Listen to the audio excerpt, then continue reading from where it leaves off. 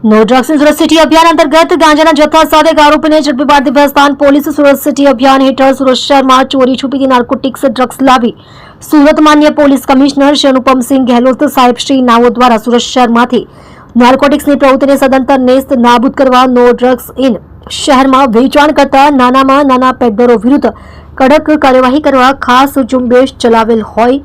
જે સંબંધે મહેરબાન અધિક પોલીસ કમિશનર શ્રી સેક્ટર 2 નાયબ પોલીસ કમિશનર શ્રી ઝોન 6 તથા મદદનીશ પોલીસ કમિશનર શ્રી જે ડિવિઝન સુરત શહેરનાઓ તરફથી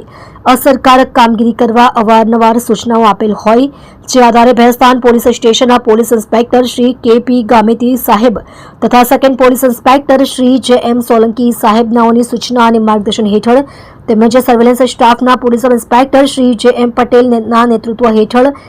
એએસઆઈ રીતેશભાઈ મોહનભાઈ તથા હેડ કોન્સ્ટેબલ રાકેશભાઈ હીરાભાઈનાઓ પેટ્રોલિંગમાં હતા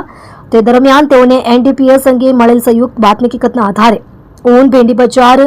આશિયાનગર આમદ મંડપવાળાની ગલીમાં જાહેરમાં રેડ કરી આરોપી નામે આસિફ સુપડુ શેખ ઉંમર વર્ષ 26 રહે પ્લોટ નંબર 85 આશિયાનગર આમદ મંડપવાળાની ગલી ભેંડી બજાર ઊન ભેસ્તાન સુરત મૂળ રહે યાવલ અઠવાડા બજાર થાના યાવલ જિલ્લો જલગાંવ મહારાષ્ટ્ર નાને વગર પાસ પરમિટનો ગાંજાનો જથ્થો કુલ વજન 213.64 ગ્રામ જેની કિંમત ₹10,882 ની મત્તાના મુદ્દામાલ સાથે પકડી પાડી કાયદેસરની કાર્યવાહી કરી છે।